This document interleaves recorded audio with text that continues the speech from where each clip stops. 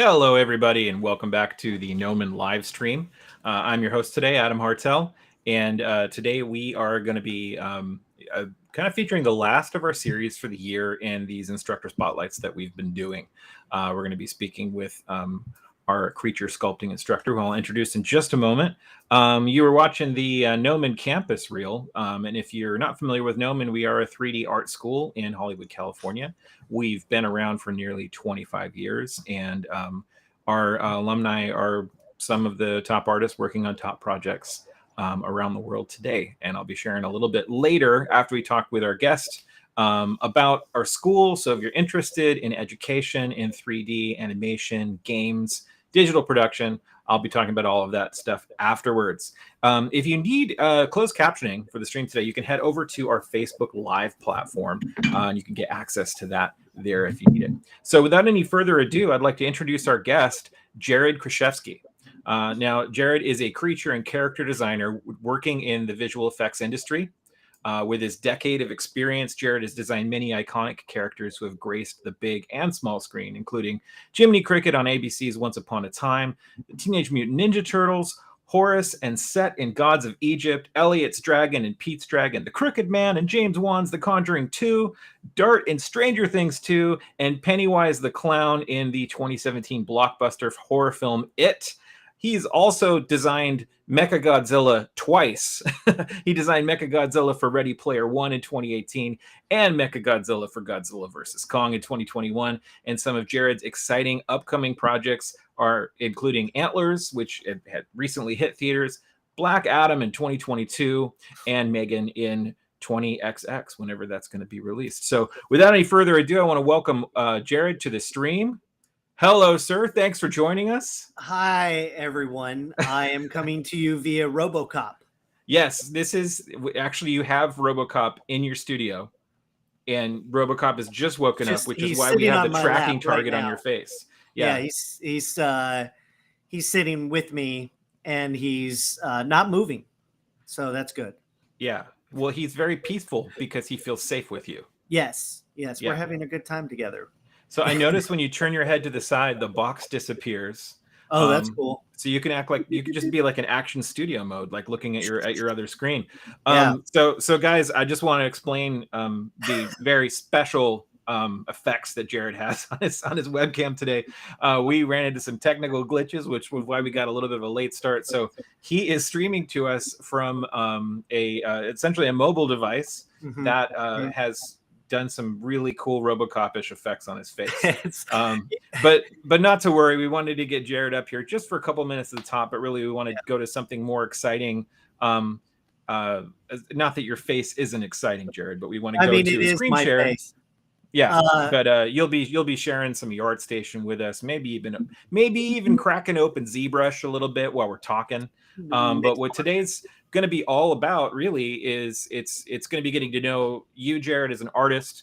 It's going to be talking about some of the things that you're doing, and then really kind of crack open your class at Gnomon for people who have never been to Gnomon, never going to take a class with you, to hear about what that class is like. But before we do any of that, and while we still have RoboCop vision and your face up, I wanted to do something for the first time on the stream. I'm going to do a little lightning round with you. This is think of it as these are very scientifically calibrated questions in a black book that I have on my desk. Very, very technical stuff. And these are designed to kind of get a pop culture Polaroid of you in this moment.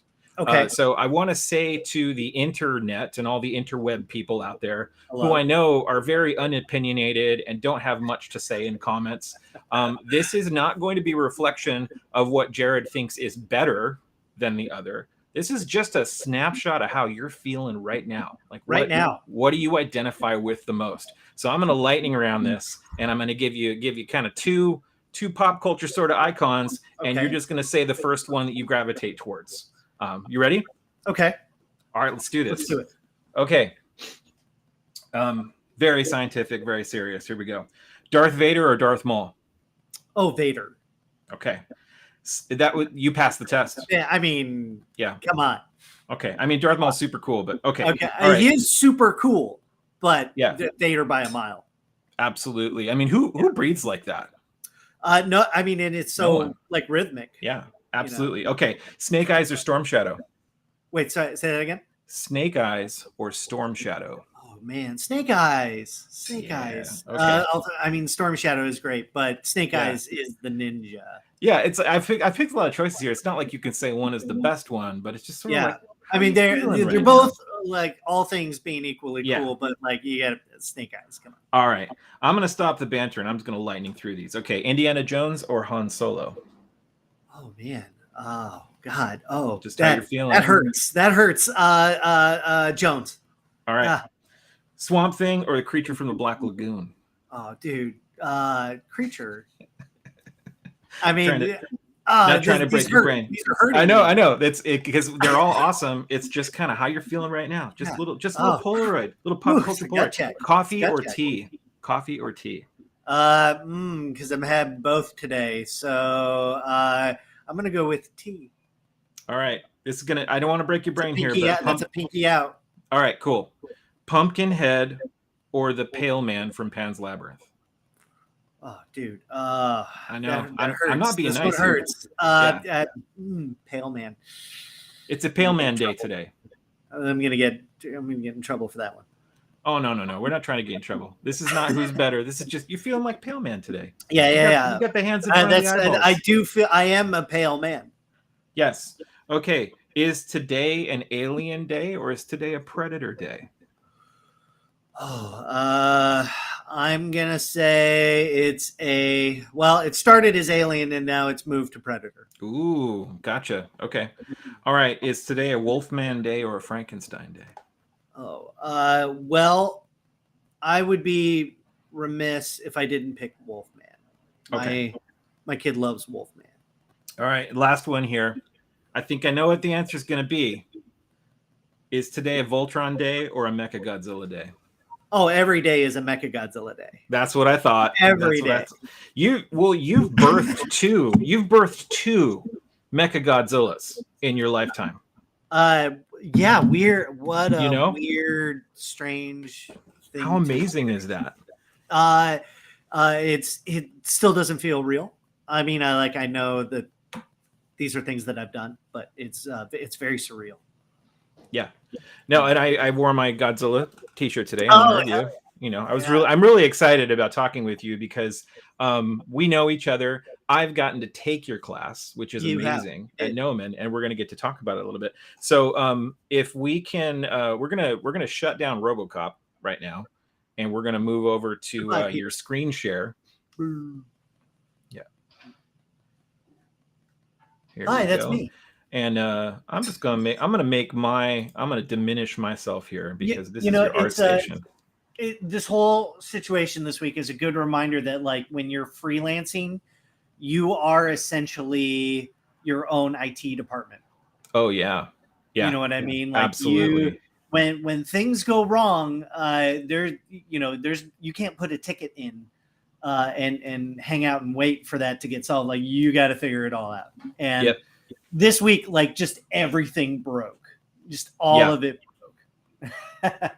Yeah, I feel like when it comes to tech, like it's very rare that it's like, well, just this little thing will break over here, and then we'll space them out. Next week, just that little thing. If something breaks, everything breaks. Everything breaks. It's not just like it's not just like one little thing goes wrong. It's like it all goes wrong.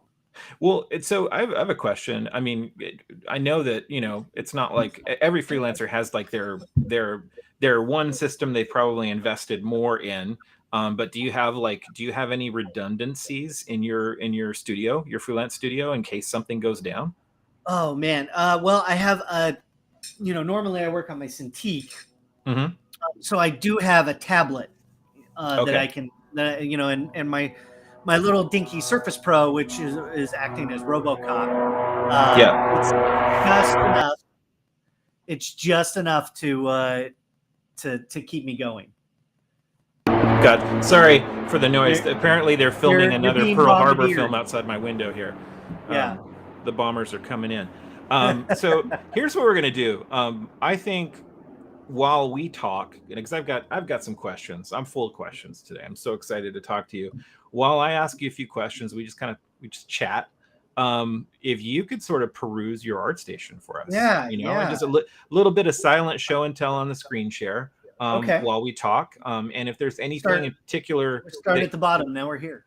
Sure. Yeah, we're going back in time, right? We're going where it's like, and what's funny is like all this posting that I used to do, and then like I made one post this year. So it's yeah. I follow a lot of artists on like Instagram and stuff, a lot of working artists, and you can always tell like when they when they get on some pretty heavy duty projects, because like suddenly their posting goes way down. Like, yeah, they disappear. They're just hyper focused. Yeah, and I feel that when I disappear, because I really love to make art, so it does hurt in a way. Yeah. To when you're not getting to make art. Yeah. For you, which we all sympathize with. Now, I've prepared some kind of other topical questions, because you and I have gotten to do several streams together already. There's a really great stream that I got to host with you and Matt Millard about Kong versus Godzilla, or Godzilla versus Kong. That's right. Where you guys talked about that project. We've talked about, we've even talked a little bit about ZBrush with you in the past, and some of your history as an artist. So I wanted to delve into some slightly different content today and just ask you some questions about, some of the common questions that I think a lot of artists ask, and a lot of the, aspiring artists that are, potentially prospective students at Gnomon, or just into what you do. So I wanted to talk to you about something that we've talked about before, and that's just kind of creative sustainability in general. I find there's a lot of questions out there about how do you stay inspired, or like how do you deal with creative block, especially you want to be a working artist. Yeah. Do you have any stories or tips for us in that regard? Well, for staying inspired, I don't think that's much of a problem anymore. Because there's so much out there, and it's all inspirational, and it always makes you want to like do your own thing. Sure. But I get it as well as what is that trigger, that thing that's going to go make you sit down and want to make art, right? Versus, sure. Yes.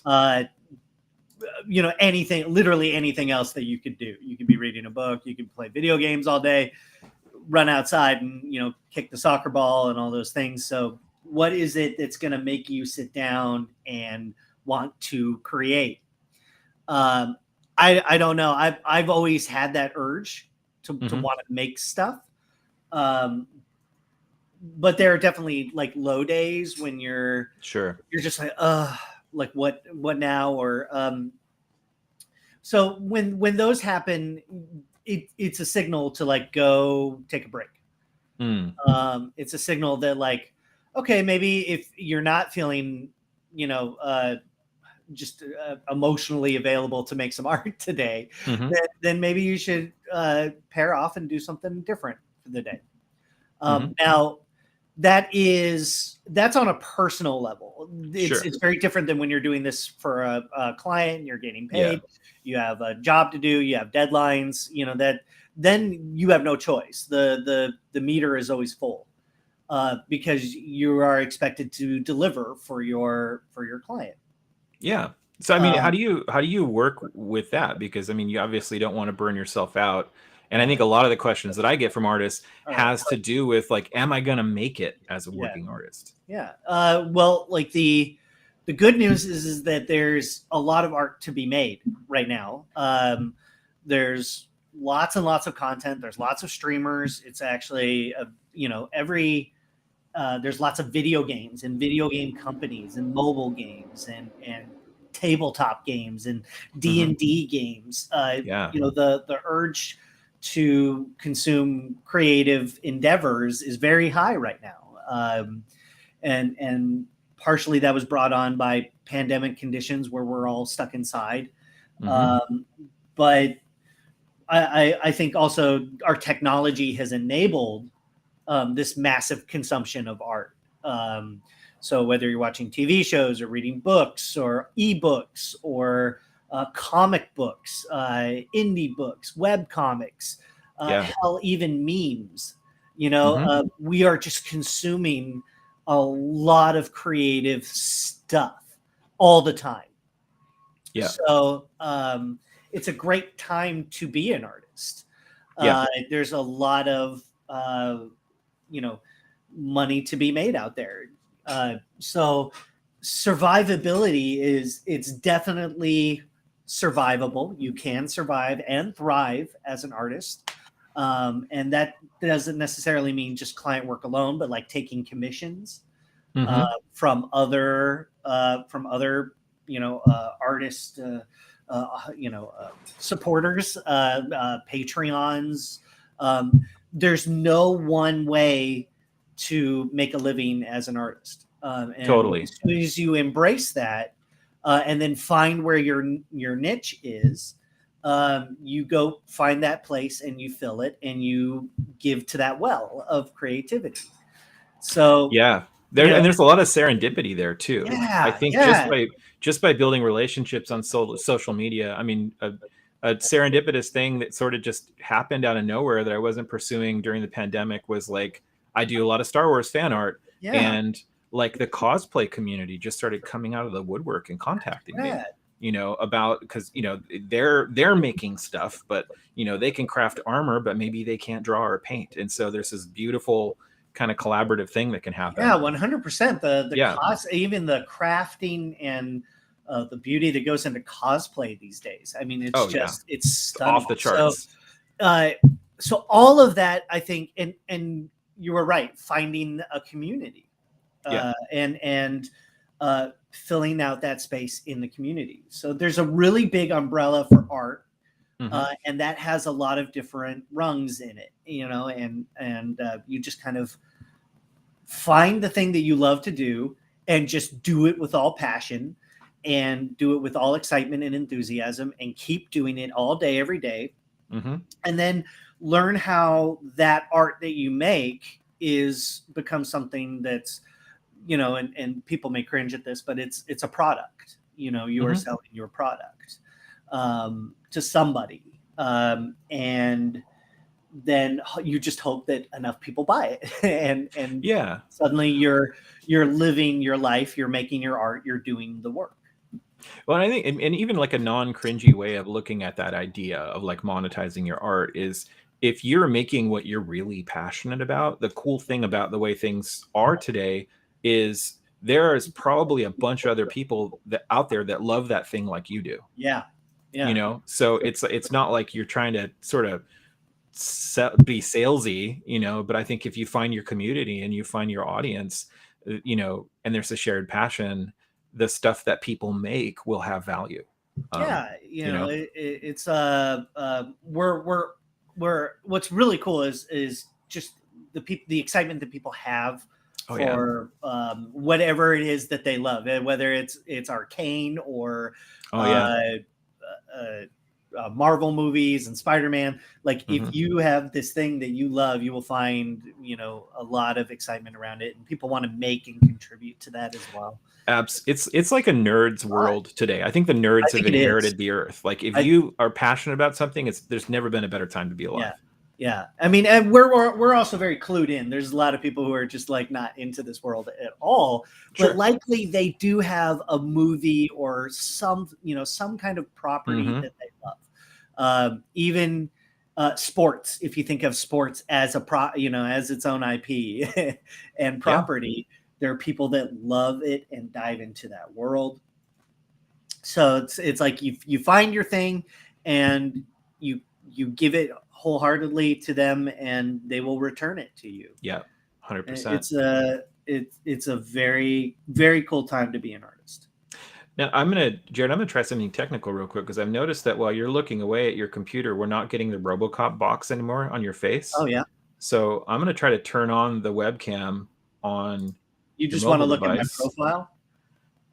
Yeah, because like now we can see you while you're doing. Oh, but then the box is back. Never mind. I'm gonna stop messing around with that. Forget that. Nope. Okay, so kind of my We last tried. question, but the sort of my last question along those lines is, I mean, in my opinion, at least for myself personally, what I think is one of the biggest obstacles is like, okay, yeah, there's never been more creative content to consume. There's never been more access to inspiration and creativity and that kind of stuff, but what about that often biggest obstacle, which is self-criticism? It's like I can love everybody else's art, but sometimes you have those days where it's, especially if you're getting paid to do something or you're working on a project, you need to contribute. Sometimes there's that imposter syndrome that sets in. It's like, all my ideas suck all the time.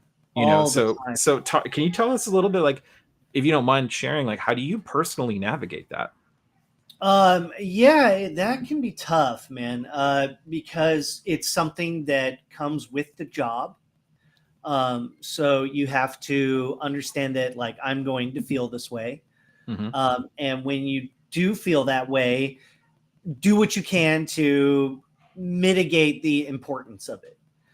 So sometimes that voice comes in loud, and you're just like, I can't deal with this today. So sometimes it's inevitable. You're gonna feel like you're a phony. Sure. And from many other artists that I've talked to or read their thoughts on, it's seems to be common. So it seems to be something that comes with the job. And you just have to talk about it sometimes. Yeah. You just have to talk about it with other people, people who are, artists who are like you, because, I've also tried to explain it to people who are not artists, and they're like, well, I don't get it. You're amazing and all this other stuff. I'm like, yeah, but I'm not like as amazing as, Sure, XYZ artist, so, and even very, we would say top level artists doing very good and professional work experience it as well. So I think it's just a side effect of the job. It's it's the smog, you know what I mean, of the job, or totally. the pollution of our brain. I thought you meant smog as in like the dragon in The Hobbit. I was like, yeah, No, it's totally the dragon. no, Yeah. I mean, if you want to view it as a dragon, how absolutely, the visualization you need. But yeah, think of it like it's a pollution that your brain puts out as a side effect of it. And also, once you just accept the fact that everybody's better than you anyway, it's kind of freeing, because they're like, oh, I may not be the artist that I want to be now, but maybe I will be later. Yeah, absolutely. Yeah, and I couldn't agree with that more. And there's one thing to have friends who are not artists in that sense, just say, well, I don't get it, you're amazing, I love what you do. But I think it's so important to find a community of other artists. And the other thing that I've noticed just personally in my journey is like just go out and get to know those artists that are better than you. Get to know them. Number one, you'll find out that they have the same struggles. And number two, like, I haven't met a professional yet who isn't kind and generous and thoughtful in providing feedback and input and all that kind of stuff. It's a really friendly community that really, I mean, knowing guys like you really helps me maintain my own perspective. Yeah, it does it grounds you. Absolutely. It grounds you in it. And I think you find that after, a number of years in the industry, and that's just because, the highs are really high and the lows are really low. And as long as you have people that are there with you to talk about stuff, that's what it is. And so just understand that that's going to happen to you as an artist. You're just going to feel these ways. There are days where you're going to be down and, beat yourself up. And when you feel like that, you got to look to your victories. Like, what did I get done? What have I accomplished so far? look at old work and then look at new work and be like, look, see, I am making progress. And that's how you defeat it. And I find you got to snip those thoughts in the bud really early, especially when you're feeling down. Because when you're down, you love to pile on and you spiral, right? It just goes down and down and down. Oh, yeah. So you got to snip those thoughts early and just be like, look, that's not productive.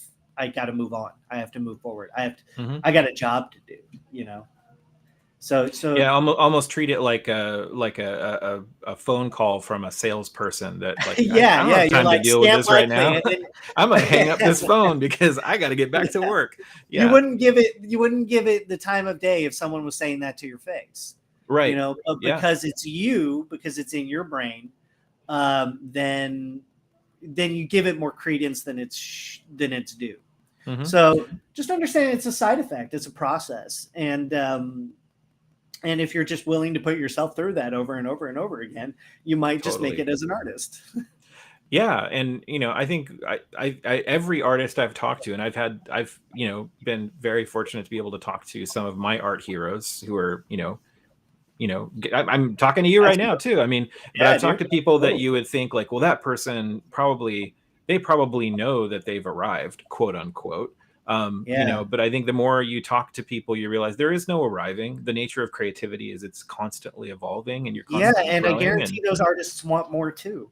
100%. Well, and imagine like if you woke up one morning and you realized like, I've arrived. I have no more improvement and nothing left to learn as a creative. I've done it all. That would be depressing. That'd be horrible. It is sad.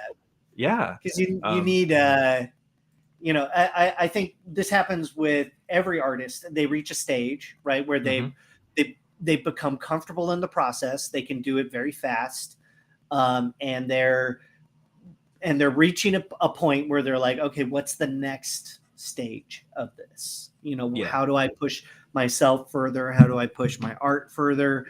What's the next thing I need to make to do that? And so it's never done. It's an ongoing pursuit that will be there for the rest of your life. Yeah. And you just, once you embrace it, and once you're just like, okay, I'm all in on this, you will ascend, you know, some of those things. So like motivation no longer becomes an issue because I have so much to do, or inspiration no longer becomes an issue because once you learn that everything is hard, then you appreciate everything. Yes. You know what I mean? Like I may not love this person's thing, but the craft behind it, I get it, and it's hard, and I love you for making it, you know, and finding your niche in the world. So it's a journey, right? And we all talk about the journey. Well, and what you just said, I think segues beautifully into, you know, kind of the last area I want to talk about with you, and that is your class at Gnomon. Because I totally agree. I think the less afraid of your shortcomings that you are, the more you can lean into it. You know, it's like you talk to athletes and they're like, I love that pain, not bad pain, but like the good pain of like, I'm working the muscles and I'm feeling myself grow physically. I think you learn to lean into that. And one of the things when you work out hard, it hurts. Yeah. One of the things you talk about in your class, because I've had the fortune of being a part of it and learning from you, is this notion of failing quickly. Yes. And I know that you structure your class at Gnomon to be able to kind of lean into that energy and learn from it. Can you tell us a little bit about that? Yeah. And if you don't mind, I'm going to bring up some student work. Totally. In my class as well. And if anybody's just joining us, we've been perusing Jared's art station. This is all his work we've been looking at, which is awesome. But thank you for, I love it when the artist gets to take you on a tour of stuff. Yeah. Kind of get to see what they notice and what they like. Yeah. Yeah, it's true. So you make enough stuff and you're like, oh, what's weird is you have sense memory in making everything. So you remember the time that you made these images, and what it does is it creates a timeline in your mind. Yes. And like a time capsule too. It is a time capsule, Yeah. and it does. I've been having posting anxiety. That's why I haven't really posted anything new. But it is interesting how it creates this physical memory that's in your brain forever. Yeah. It's a very interesting experience. Anyway, so the class, the creature class, has been a pleasure to have taught for nearly 8 years, I think. And I'm constantly surprised by what students pull out. So the difference in this class versus say other classes at Gnomon, in other classes at Gnomon, you usually get a concept from somebody. You're going to find a concept that's out there and you're going to build that out. So I wanted to, which is extremely valuable, in learning how to spot, how to see things, how to copy and mimic. That's such an important skill. And then also, just learning the technical sides of CGI on top of all that. So it's a lot. And that's why they give you your own that's why you have to match a concept, is just so you can handle the technical things and then learn how to see as an artist. So my class is structured slightly different, where I give you multiple exercises. And so each week we do a different theme, and you find one of those and then you pick it, and we take that to finish. So all the students that I'm going to be showing you, this is from Donna, who slayed it in my class. She did this beautiful mummy sculpt. Awesome. Right? And so we go, the first is just a few warm-up exercises. Like, here's how we get to sculpting every day. And then what we do is we go and we do the genres. We go through fantasy, science fiction, horror, and then we do a wild card. So each week you're sculpting something new. And then at the end of those weeks, I say, okay, we've sculpted all these things. Now we take one to finish.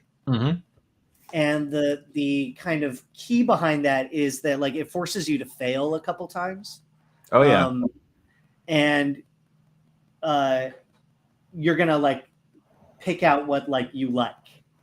I don't think this was mine. Well, yeah, and I think one of the things I loved about that when I was in your class was you don't have, like, for me anyway, I didn't have time to get bored working on one thing. And I wasn't, because typically if I take on a personal project or I'm trying to learn, I tend to, which isn't a bad thing, but I'll pick something that's a big project that I need to stay with for a while to execute.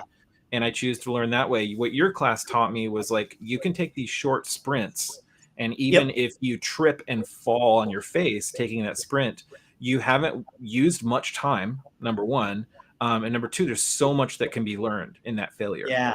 This is Jared Modina's piece. He just did this in my class recently, and just like came out with this wild, really just awful monster. And that's what's crazy, is, like, students will come at me and they'll bring their creativity to it. That was almost like, it made me feel like if Guillermo del Toro did it, or did The Thing. Exactly. So I give you, we go through the genres, we go through the prompts, and then I watch them get stronger each time. So this is Matt Miller, now co-host of the stream. So he did that in my class. He did this. And these are all the pieces that you're showing us for students. These are the one that they brought to final, right? Right. Yeah. So this is the ones they're posting. So Din did this one in my class. Really, really fun. Super cool.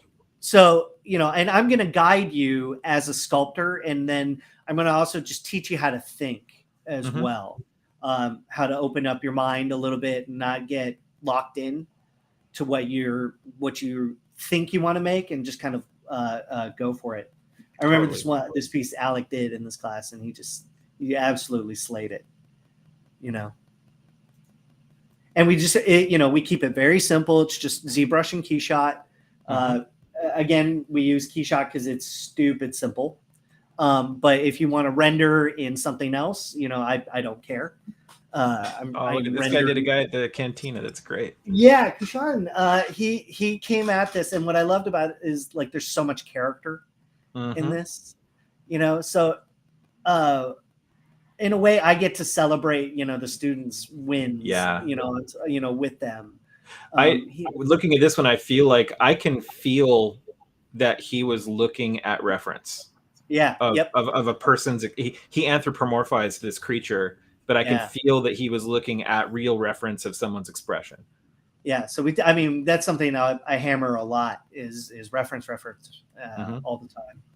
So he and just so much personality, and there's a story in there, and that's what I'm really trying to push. So you learn the ZBrush stuff, you learn a little bit of the rendering.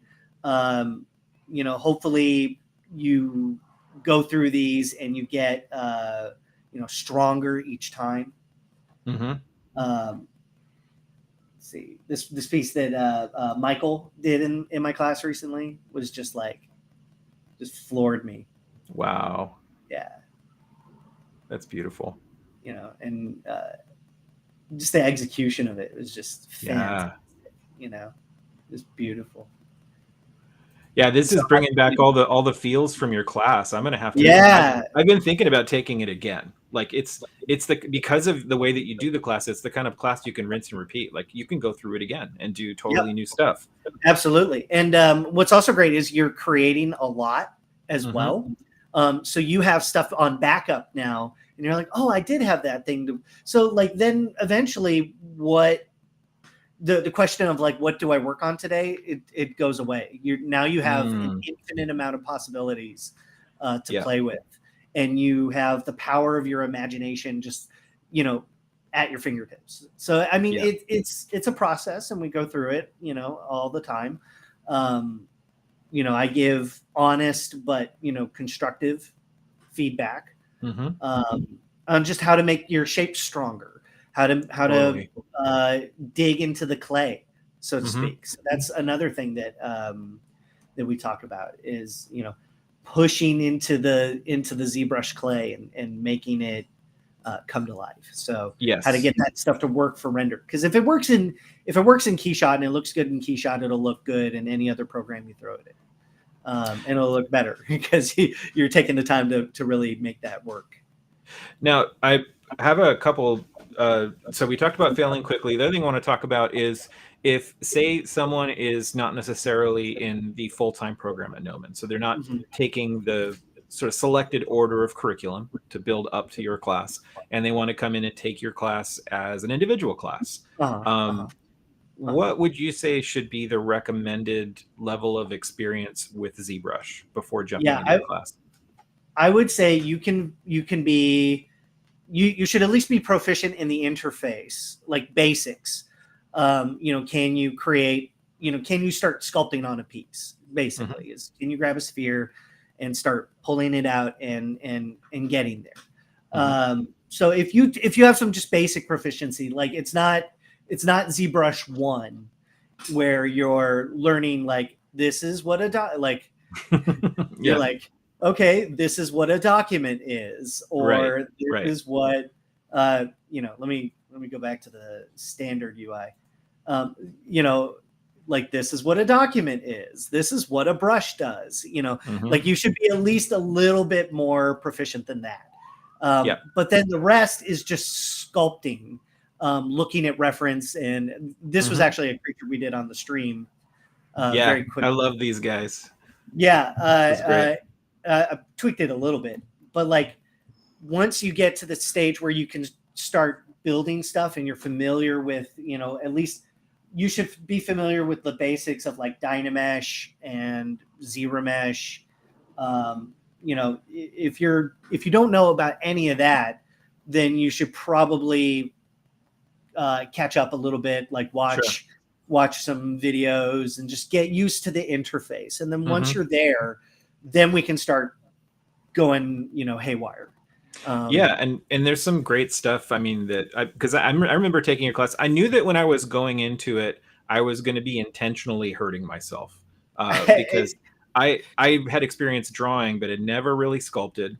And I watched a bunch of like Michael Pavlich's stuff on Yes. YouTube to learn the interface, to understand how the tool works. Yeah. But I already bargained with myself knowing that I was going to spend longer on assignments than maybe someone with a little bit more sculpting experience might spend. But I mean, it worked for me. I mean, it was, Yeah. I don't think anybody should feel super intimidated if they're not like a hyper experienced sculptor to go in and take a class with you, because that's what you're there to teach them.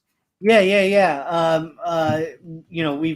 I've experienced that before. I've seen students at various levels, all different levels, and then my hope is that by the end of the class you've leveled up. Like you've taken the skills that you've had and you pushed them to the next stage of what they need to be to really go on. And then what I see the students, who are Gnomon regulars, they definitely leave the class and go into their other classes with some extra juice, into it. So it's kind of an advanced ZBrush course. Mm-hmm. But I would say intermediate to advanced. Yeah, it seems like you're there to answer software related questions, but it's not it's not a ZBrush class. It's a sculpting class, digital sculpting. It's a sculpting class. Yeah. Yes, and I definitely cover all the necessary kind of ZBrush related stuff. But what I'm doing is I'm going in and I'm let me return my custom here. Is I'm showing you how to like customize your interface, how to think about the tools that you're using over and over and over again, and how to become more efficient at those tools at the same time. Well, and then we have a lot of fun on top of that. Totally. The thing that you did that was really helpful for me, because I think people where ZBrush is new for them, it can be really intimidating because there's a gazillion different things you can do in ZBrush, a gazillion different tools, a million different ways you can make the same thing. You gave us like if we wanted to use it, you gave us sort of like a beginner's custom UI where you selected out some of the primary brushes we'd be using. You helped narrow that focus of possibilities so that we could really focus on sculpting. That was hugely helpful. And then the other thing too is just building stamina, like I was relatively new to ZBrush when I came into your class. I mean, I already understood things like anatomy and form and proportion from drawing. So I'd say if you like to draw a lot of creatures, you'll be able to relate well to Jared's class. But I think I started in with ZBrush kind of being a tool and an option. And when I finished your class, I had fallen in love with sculpting. Like I didn't know that I would love sculpting that much. Once now it's been once you're free, once you have that freedom again, you suddenly have infinite possibilities. So it's just getting over some of those hurdles, and kind of the way I do it is I stretch the muscle. You know what I mean? Or I take your brain and I kind of pound it and stretch it out and make it gooey and plastic. And then let's see here. We do have a couple of questions that come in on the chat, and I want to be respectful of your time today too, because we just crossed the we had a technical hurdle, so that's okay. Yeah, no problem. But let's see here. Someone had asked a question about, because we were talking earlier about connecting with a community, right, as an artist, and how much life, but I think also safety and camaraderie that can give. Would you be able to share with us any communities that you connected with over the years that you felt were really helpful from your story? I mean, that's great. It's a very social media oriented kind of question. I think just find groups that you connect with. I'm not a crazy social media person anyway. I come in and I'll comment or leave photos or things like that. You can cultivate different communities that have different feelings in different places. So I mean, whether it's for you, it's Discord or Facebook or, you know, this particular Facebook group, or for me, like it's my local buddies, my working buddies. You know, we have our group chats, and we are silly on Twitter together. You know, it's little things like that are really important. You know, just having your regular group to just, you know, let off steam and just be silly. Totally. That makes a really good case also, I think, just for taking classes and pursuing education, or going to school, because people forget that, like, you get so focused on the skill that you're learning, you forget you're meeting a whole community of people just like you. Yeah. And you're all uniquely passionate about the same stuff. You all really care. And so, that stuff, you need that. You can't just be a lone wolf. You know, in some way you have to have connections with humans, you know, to create better art in general. So totally. In talking about connecting with other artists, I've just found through my own experience, number one, if you can understand how to ask a question well, like a not so open-ended question to professional artists, you know, probably 8 to 9 times out of 10, unless they're super swamped with work, they will get back to you and answer your question. You being a working artist, what tips would you share for someone's like, I want to reach out to some of these artists, but I want to make sure that I'm asking questions that are answerable? and you know, do you have any tips on that, and kind of reaching out and asking for input? Just, you know, be a person, be respectful. Just be like, hey, how's it going? You know, I don't know. I don't know. It's so awkward. Well, yeah, I've heard from an artist once just saying, ask a very measured, concise question. Ask I would say keep it brief. Is good.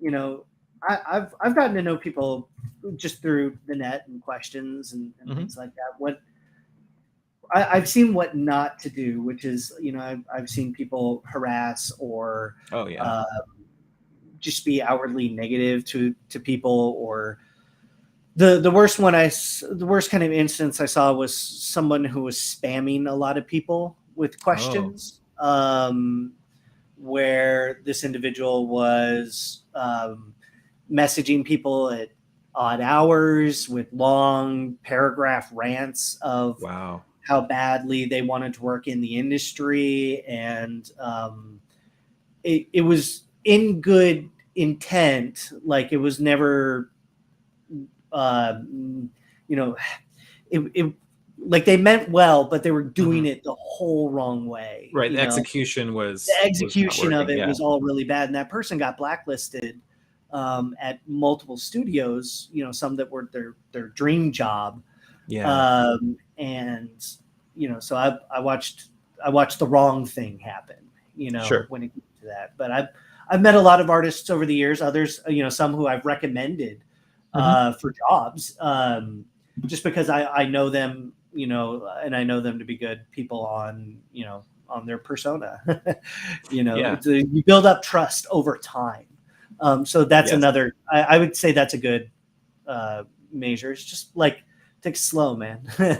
Totally. Yeah. And I think what you said at the beginning too is like, just be a person. And treat them like a person. Be a person. And don't treat them like a door or a stepping stone or some kind of commodity that's going to get you what you want. Just reach out to them as a human who makes art. Yeah, it's like, and that's also something to be said for like when you meet people at conventions and things like that, because like they get to see you and you know, not just an online persona that we're projecting out there. You know, I think people respond generally better to genuine, you know, genuine human interaction. You know, that's not like needy or you know, demanding. Money. Well, speaking of conventions, I just recently heard that Monster Palooza 2022 is on. Oh, what a horrible thing to be like sketching while we were discussing like the beauty of human interaction. I don't know. I mean, maybe this guy's beautiful to his mother. Maybe on his planet he's an Adonis. Is that, I mean, really? I'm sorry. That comes part and parcel with being a creature person. Yeah, I mean that's the nicest people make the worst stuff. Absolutely. Are you going to be at Monsterpalooza next year? I just heard that's on. Try. Yeah, heck yeah. Yeah. Awesome. Yeah, I just heard that. Looks like Noman's going to be represented there, so hopefully I'll get to be there and see all the beautiful things. Yeah. It truly is like the nicest people. Yeah. And they're just dressed as the most awful things. It's wonderful. Yeah, it's fandom, right? You're a fan of a thing. You definitely have to love like the grotesque and the unusual. Like this was inspired by Bloodborne, which I don't get to play many video games, and I've just been playing Bloodborne, and that's it. All right, so two things that I want to wrap up on. One is a question that just came in on the chat, so this will be our last question for the stream. Yeah, for sure. And then the other one is I want to take just a beat at the end to talk about the regular stream that you've been doing together with Matt Millard. So the first one, the question is, what advice do you have for someone who's just starting out on 3D modeling programs?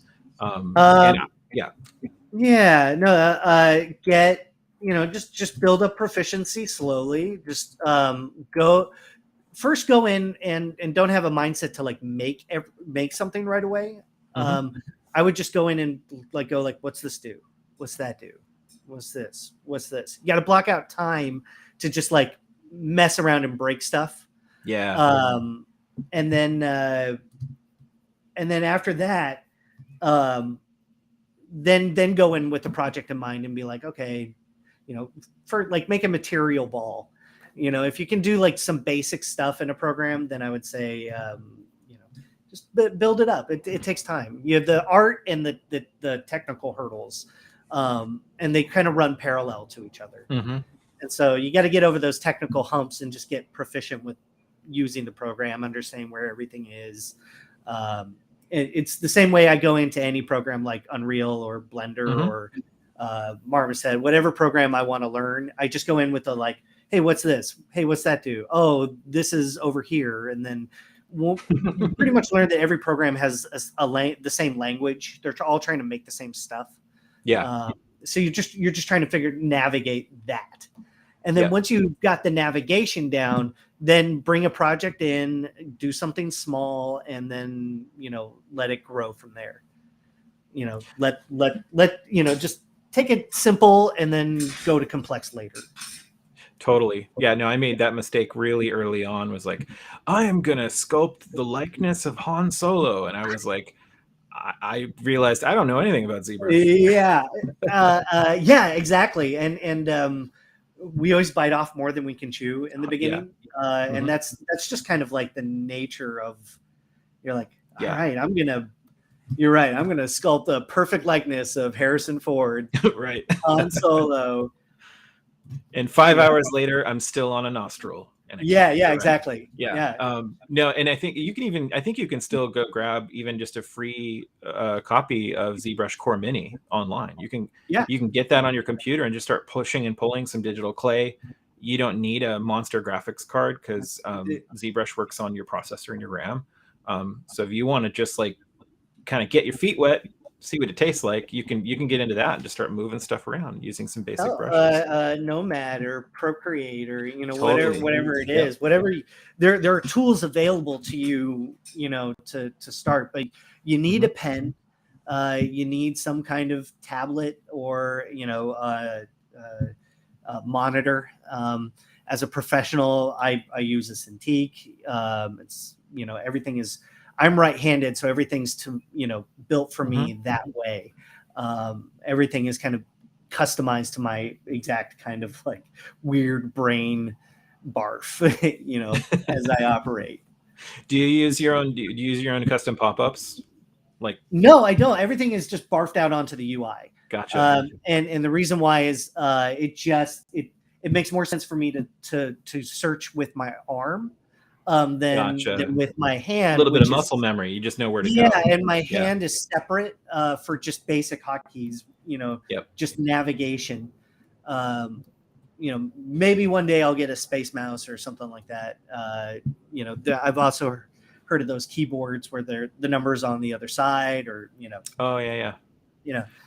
But right now it's just left hand, right hand, and that's the whole operation. Yeah, and it's weird at first, but then you like learning to ride a bike, you eventually get used to it, and then muscle memory sets in. You build stamina, for sculpting, because that's the other thing is like sculpting just takes time.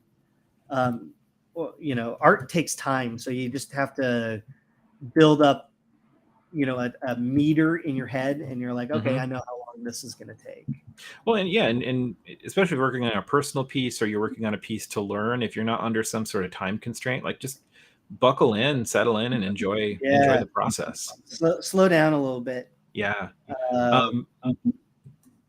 Before we wrap, I wanted to bring up the regular live stream you've been doing for anybody who hasn't seen it yet, Creature Corner. It's been on Tuesday evenings, but personally, I'm a huge fan of the stream. I love it. It happens at just the right time of night. Like you've been doing it, you and Matt have been doing it for like 8 to 10 on Tuesday nights. Yeah. I've had dinner with the family and that kind of stuff, and I'm generally heading over to my computer to work on art. And then, it's like I just have these two wild, awesome artists who keep me laughing and keep me awake, for 2 hours to work on art, and it's super fun. It's just a quick jam. Like we're just trying to, I don't know, just be silly and fill time and make some stupid stuff. And it's so serious. Art. It's extremely hang out, serious and academic. Yeah, just exactly. Very academic. No, it's just, I mean, if you like that sort of thing. Totally. Yeah. Well, and I think it's also a great stream for someone who doesn't know a lot about ZBrush. Well, we do occasionally, throw out some good tips. Yeah, but I think also I think sometimes we are trying to get familiar with a tool or a methodology, and we do get hyper serious and we focus on these very academic things, and we should. That's very necessary. Yeah. But there's another kind of learning I think happens when you just see an artist play, like an artist in their sandbox playing, having a great time. Having some fun, just making silly things. 100%. Because sometimes, we can get a little over serious about the art. Sometimes it's just just make art for silly. Well, and I think for you and Matt, what might just be a fun little sketch, I think for me and a lot of others is like, that's amazing. I love it. It's true. In a way, it does help kind of free me up a little bit, because sometimes I take stuff, I get a little self-serious. I'm sure we all do, but like Creepy Moon Boy. Oh yeah. We did. And that was what, day one? Yeah. Creepy Moon Boy. He was the pilot episode. He was pilot. Yeah. And it was just silly and weird. But when you set up this scene in Keyshot and you started messing around with focal lengths and stuff and lighting, it was so freaky. There you go. Yeah. Well, and I think the other reflection I'll say about your guys' stream is generally, I mean, I think the last project you did over the course of a few streams to bringing it to finish. But as far as like hitting a lot of the primary and secondary forms in your sculpt, you and Matt are doing these pretty quickly. We're going fast. Yeah, we're doing our but thing. It doesn't feel like it's a fast that's like a breakneck speed. I think for me anyway, what I'm learning from it is observing how you guys will pace yourselves out if you've got a couple of hours, and the scope of what you're choosing to do. That is really interesting, because I don't know about Matt, but I haven't. Sometimes I'll take things a little bit further in between, but not by much. Yeah, so you just kind of, I don't know. We just get used to jamming stuff out so fast. Well, and I think there's probably a lot of stuff that comes as second nature for you guys. Like, I know I'm going to do this because I have 2 hours. Like, you're not hyper seriously processing that. You're doing it because this is what you do all of the time when you're working. Yeah, this is that's like in every depending on the the prompt. That's all I'm doing for the day. So yeah, I think there's a lot to be learned there about play, creativity. There's a lot to be learned about sloppy steaks and flippy flaps and all the various lingo really serious industry lingo that comes into the conversation. But I think mostly for me, it's like, okay, I'm watching a person create from scratch, right? And executing some ideas and having fun with it. And I think that's very approachable and very accessible. I appreciate that, man. Yeah. We put no thought into any of it. So there's no put a whole lot. You put a whole lot of heart, though. No, we do have heart. No, Matt and I are, we're very passionate about creatures, and movies and film and all those things. So it's us getting to share our influences on you, which we like some pretty grotesque stuff. So I mean, I don't know. Sometimes I feel like we need a warning label or Well, I mean, it does start at 8 o'clock, so it does start at 8 o'clock. So it is, it's specific time. It's not for kids, right? No, it's for. I think anybody could watch it. Yeah. It's probably I don't know, like what, TV 14, TV 15, something like that. Yeah. It's awesome though. But Jared, dude, thank you so much for showing us around, for overcoming some of those technical difficulties so we could stream together today. It's been super fun. It's been a day, but it's been a fun day. Yeah. So thank you. We'll leave on the bad boy. How about that? Nice. Yeah. Oh, and by the way, guys, if you want, there's a whole Gnomon event that's available on our YouTube channel where we talk with Jared, as well as Matt Millard, about their working on this film, and Jared breaks down his whole process of making Mecha Godzilla and kind of the iterations it went through. Definitely encourage you to go watch that. It was amazing. But with that, Jared, hey, have a great rest of your day. May you have no further computer hiccups. Thank you. May RoboCop keep you safe. Yeah. Hey, thank you, Adam, and thanks everybody who came to hang out. Absolutely. Well, thanks, Jared. And everybody, I'm going to stick around for another 15 minutes or so because I'd like to share about Gnomon and about how we're training artists for careers in animation, games, film, visual effects. So if you guys are interested in that, promise not to take a lot of your time, but I'm going to jump into a really quick presentation about our school. And just a huge thanks to Jared. Right before the holidays, generally going to be a crunch time, I think, for everybody. And really appreciate Jared taking an hour out of his day and jumping in and sharing with us on the stream. And if you're interested in taking Jared's class at Gnomon, you can go to the Gnomon website. This is just gnomon.edu. You can browse even classes individually, and Jared teaches the creature sculpting class at Gnomon. You can go check that out. So, all right, some quick information for you guys about the industry, about how Gnomon is training artists for those careers. Quick history of Gnomon. Gnomon was started in 1997 by an industry artist named Alex Alvarez. CG, or realistic CG, for film at that time was relatively new. Just a few years prior, the original Jurassic Park had come out, and that film, what they did with the T-Rex and the dinosaurs in that film, set an entirely new bar. And there became a huge demand for more of that type of content in entertainment. The challenge was there were few artists that knew how to create it because it was such a relatively new field for art. So Alex understood these techniques and knew how to teach them. And so he started Gnomon as a place where industry artists could come and learn these things. And over the years, I'm just going to pull up my access to my presentation here. Over the years, because of that demand, we rapidly blew up into being a full-blown, full-time program.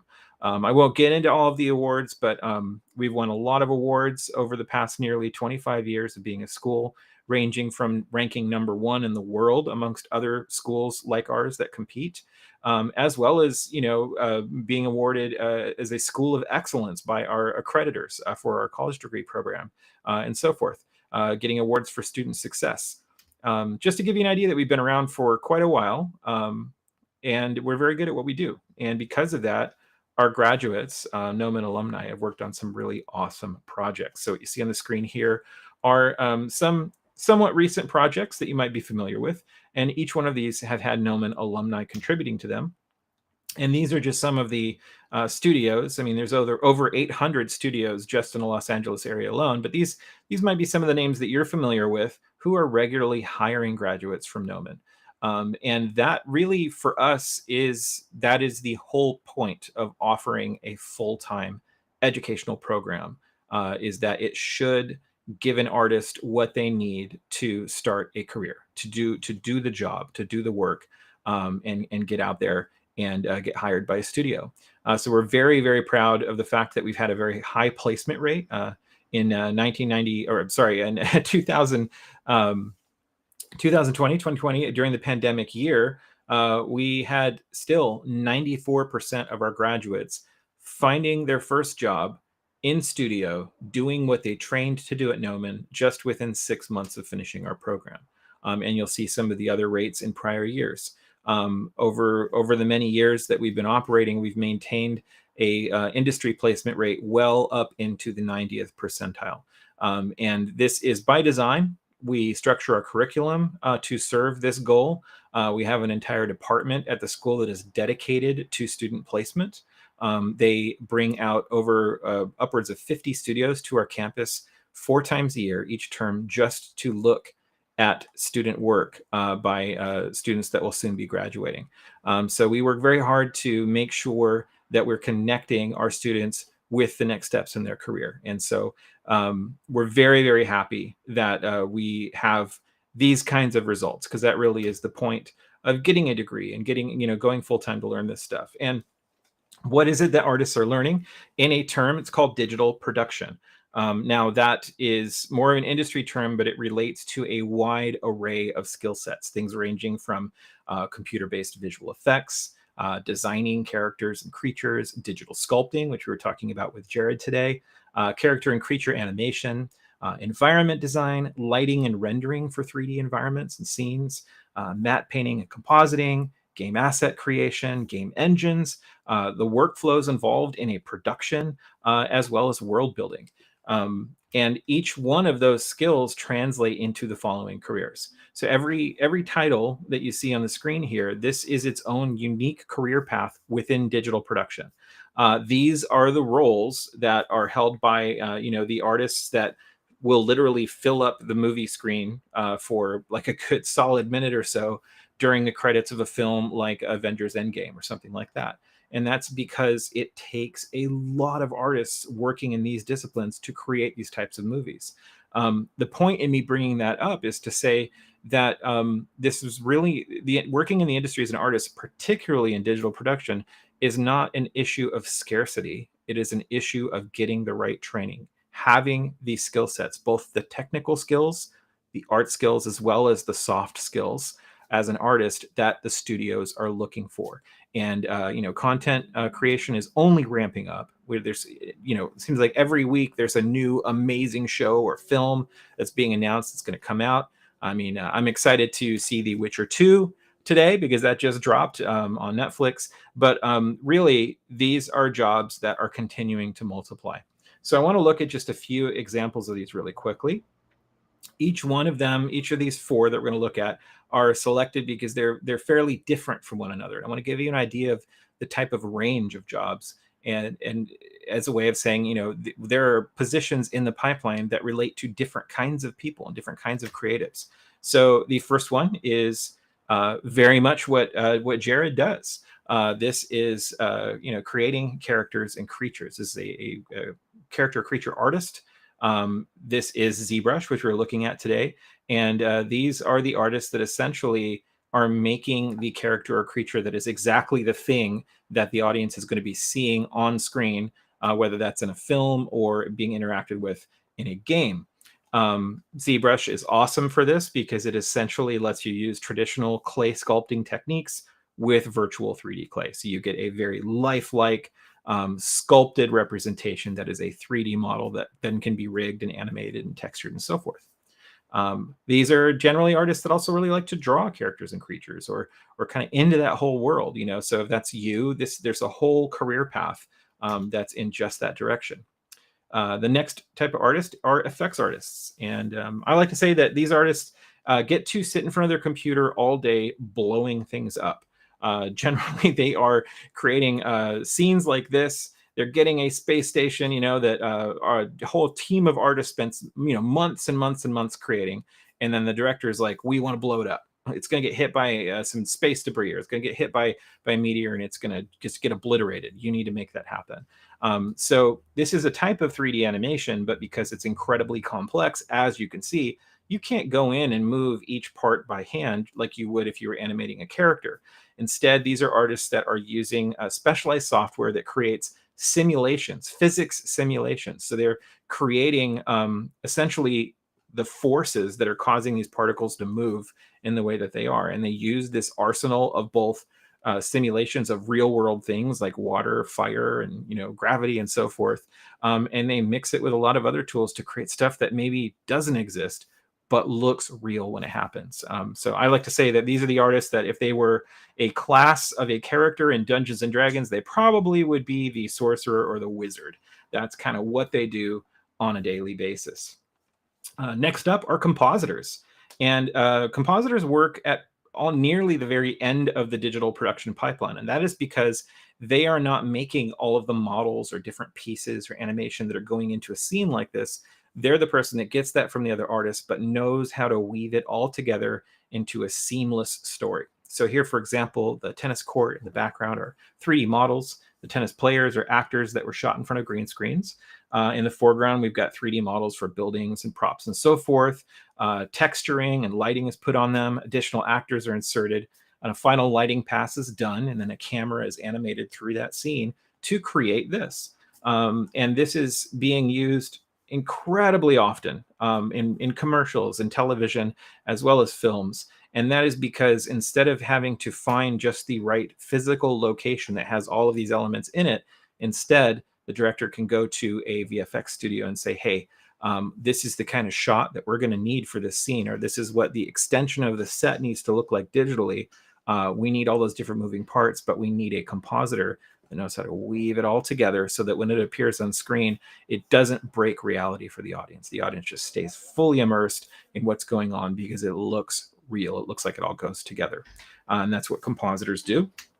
The last example we're going to look at are previs artists. These are artists that are, they're working with 3D models and they're animating in 3D, but rather than creating the hyper real or photoreal or super polished, version that you're going to see in a live action film or in a Pixar animation, they're going to work with more simplified models and simplified forms of animation to create a sketch of a scene. And often they're creating this kind of a 3D sketch up or moving storyboard of the entire film before it actually gets made. So these are 3D artists that get to work really closely with the director of the film. They get to get the director's vision for a scene, the kind of camera angles that are going to need to take place, what kinds of lenses are going to be used, and how the action needs to unfold. And they go in and they work with 3D models and create animation to create these kind of sequences. So if you're interested in animation and working in 3D, but you also have a strong interest in storytelling and kind of that director's mind, as well as maybe some cinematography and photography, this could be a really awesome career for you because you'll get to work kind of in all of those worlds at the same time as you're creating these pre-visualizations of films before they go further in production. All right. So just kind of wrapping up here on the third movement of this presentation, with all of those careers in mind, I want to talk about Gnomond's academic offerings. I want to talk about the different programs that we offer that are training artists to go into these jobs. And in doing so, I also want to talk to you about how the application process works for our full-time programs. So here's a bird's eye perspective of all of Gnomond's academic offerings. As you can see, we are a hyper-focused school. We're not, sort of a liberal arts school or like a lot of larger art universities are offering art training in a lot of different areas. We are hyper-focused on digital production specifically. So it would be the same thing as if you took a slice of the art department of a university, and you blew that one department up into being a full-blown university with full-time programs. So on the top row here, you'll see we offer a Bachelor of Fine Arts degree. That's a 4-year full-time degree program in digital production. It does require a portfolio application to be sent in order to get accepted into the program. And then next to it, we also have the certificate program, which is also full-time. It is more advanced. It's a little bit more akin to a master's level degree of study. And that is also in the same area of focus. I'll unpack those two for you in just a moment. And on the bottom row here, you'll see two options that don't require an application or portfolio submission. That's because the first one, the Foundation in Art and Design, is a portfolio building course at Gnomon. I'll tell you a little bit more about that. And then lastly, we offer a lot of individual courses at Gnomon as well. So taking a closer look at the Bachelor of Fine Arts degree, this is a 4-year self-contained college program. We do take transfers in from other schools as well, and you could talk with admissions about that. But the 4-year full-time program at Gnomon is going to have all of the required courses to get a Bachelor of Fine Arts degree, as well as all of the training in digital production required in order to be industry ready. This is going to be on our campus, and we're very happy to just now be wrapping our first term back 100% up and running on campus after we had to be doing distance learning for quite some time. This is going to essentially be full-time on campus, utilizing our labs, all of our resources.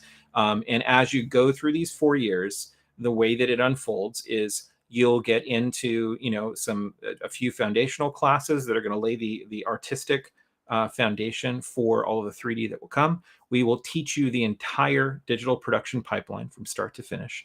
And then as you're going through that, you can pick from one of two concentrations if you so choose. It's not required.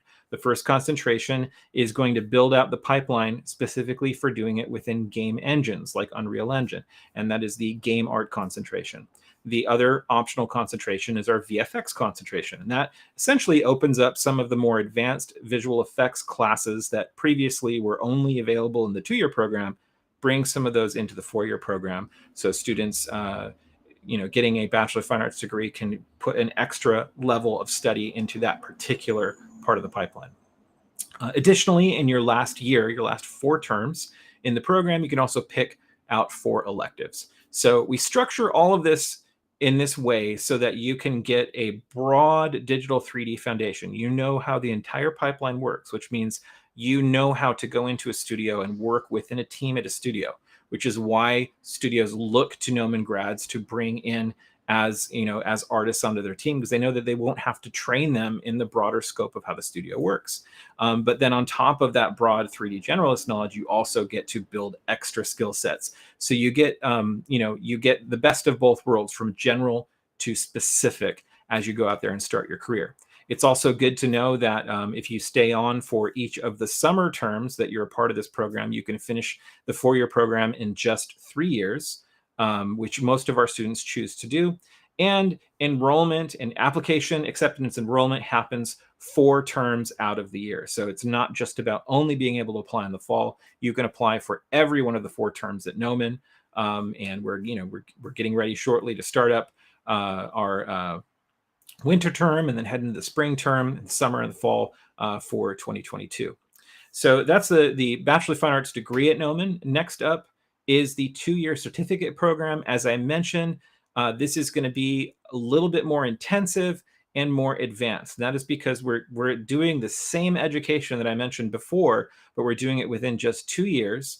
And because it's still fully accredited, although it is not a degree program, so we're not having to include general ed classes and stuff like that. So it is 2 years of really intensive kind of, I like to say, Navy SEALs training in digital production. So while you're going through this program, you're going to learn the entire pipeline, and then you get to choose one of 5 areas of study and to build up extra skills. And these would be things like modeling and texturing, animation, visual effects, and so forth, working within game engines, and so on. So if that's typically utilized by artists that already have a degree from another college, or maybe they're just a little bit later in life and they've been, they're looking to pivot their career or focus their career in this particular direction, but they already have some foundational training in art and some experience, this is a great option for students coming in to do that. Lastly, I'll mention our foundation in art and design. And as I mentioned, this is a portfolio building course at Gnomon. It's a course that lasts for up to 1 year. You don't have to stay in it for an entire year, but it's there for you to get in and get the classes that you need to round out your portfolio in preparation to apply to something like the Bachelor of Fine Arts degree program.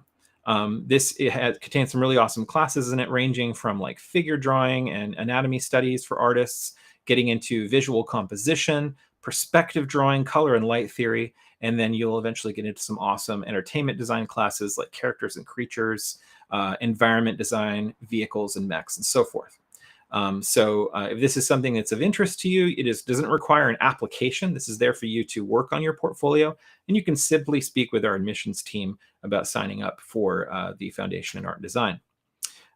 It also is worth mentioning that well over 70 of the classes that are part of our full-time programs are also offered individually as a la carte classes at Gnomon. And you can browse our website. These are classes you don't have to apply to with a portfolio. Just simply sign up online for the next term of classes that are coming. And if you have any questions about what skill level would be a right fit for you or what class would help you accomplish your goals, you can also talk with admissions about that. And speaking of admissions, I want to tell you about how that process works at Gnomon, because it is very, very different from a traditional college admissions experience. So this is our admissions team here. And what you're going to do is, before you apply, while you still have questions, before you started filling out your application, before you finalized your application portfolio, you can reach out to our team and they will offer you pre-application coaching in your portfolio, as well as guidance with respect to the questions you have about our programs, and just kind of help you through that process. I've known our advisors to work upwards of a year sometimes with students that want to take the time to prepare a portfolio. They will look at your artwork before you've put it together into a completed portfolio, and they'll give you recommendations on which pieces to choose to put in your application portfolio. And then on top of that, they'll also help you know areas that you might still need to round out or grow in, and they'll help connect you with resources to build up those skills and add more pieces to your portfolio. As you do that, if you take the effort on your own part to reach back out to them and look for feedback on these pieces as you're adding them to your portfolio, they will continue to coach you in that regard. We want to take as much of the guesswork out of the application process, out of the portfolio preparation process before you apply. So I can't stress it enough, the importance of utilizing our team of advisors. If you'd like to get in touch with Gnomon Admissions for some portfolio coaching to answer questions, you can do so. My colleague Xander, who's here on the screen, will drop a link for you in the chat where you can fill out some information and they will reach out to you. Just in closing, I'll say, we are fully back on campus. There are limited tours being offered. Our next tours are starting up, I believe, in the second week of January. Because of COVID restrictions, these are limited to only one tour of 10 people. And so if you're interested in that, there are links on our website to be able to register for a tour. There is some due diligence that you'll need to do with regards to proof of vaccination and whatnot, but all of that is made very clear in the sign-up process, as well as the confirmation email that you receive. We also do a lot of amazing free events. We haven't been able to start up with our live events on campus as of yet, but as soon as we're able to, we have had some amazing on-campus events on our stage on campus, and these have been, relating to projects like this. But we have continued and continue to increase our stream platform, providing educational live streams like today, as well as some amazing interviews with artists. We've got art jams, creature corner, you name it. I definitely encourage you, if you're into this stuff, if you want to learn, if you want to connect to a community and be inspired, definitely follow us on social media to be aware of upcoming streams and live events. We make sure that they're always, free and accessible to the public, whether they're in person or live streamed. And we'd love to see you in the chat or see you at an upcoming event in the hopefully near future on our campus. So with that, guys, I want to say thank you for those of you that have stuck around for this presentational portion. Thanks again to Jared for taking some time with us today, for keeping us inspired, for telling us about his class. And I will see you again in the new year on our next series of live streams that we're going to be doing, and all of the other Gnomon programming online that'll be starting up after the holidays. So stay safe, everybody. Happy holidays to you. And I hope to either see you on campus or see you in the chat in the near future. Thank you very much. Goodbye.